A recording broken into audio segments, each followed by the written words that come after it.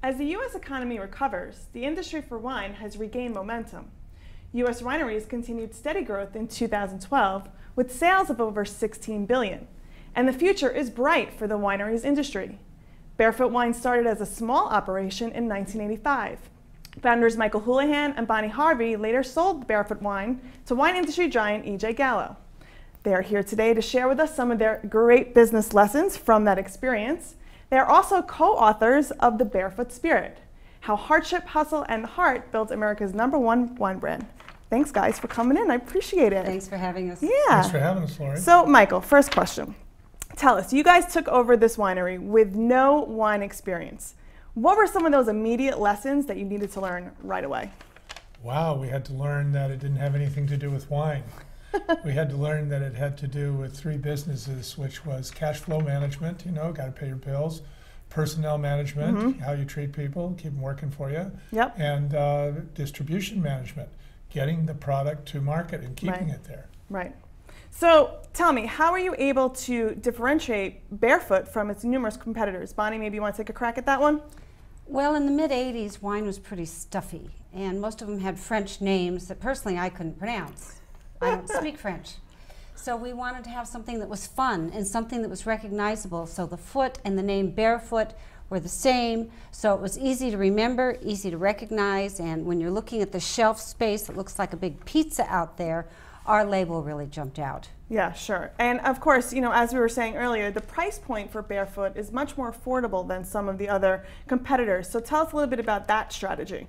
Well, when we got into the wine business, we went to the buyers and we asked them where they had room in their sets.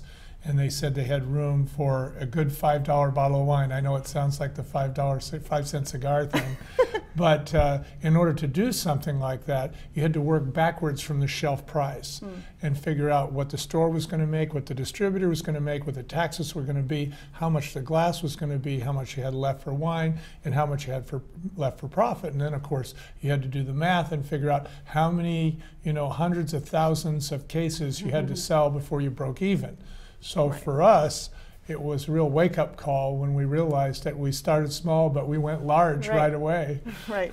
So tell us about the iconic design that is on the front of every label of that bottle. It was definitely a lot of strategy that went behind it. So tell us a little bit more about that.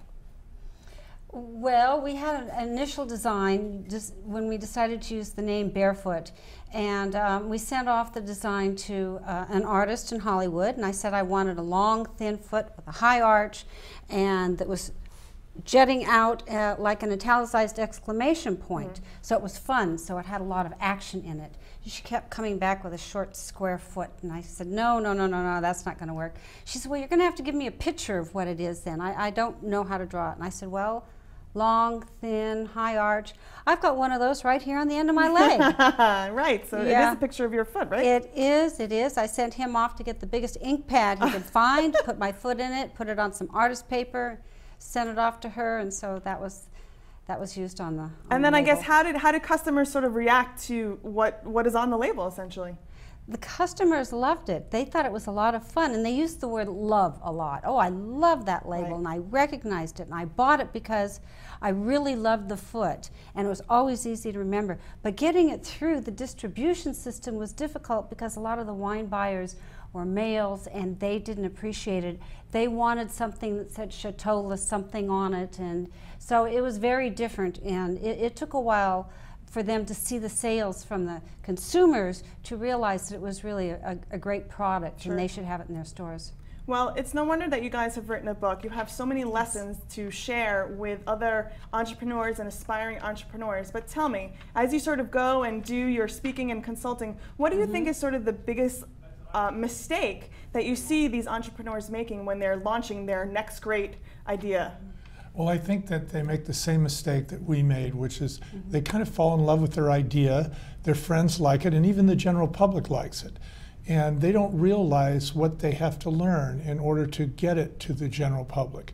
And in that process, they really want to start small. The biggest mistake they make is they start too big, or they try to cover too much territory right away. If you're going to make mistakes, and believe me you are, you want to make them in a small place. And you want to write them all down, and you want to you know, correct all your documents and really get your show together before you take it on the road. Bonnie, anything you want to add to that before we sign out? Well, another thing that young entrepreneurs really need to understand is there's really two divisions in a company. It's sales and sales support, because that's what it takes to make things really work.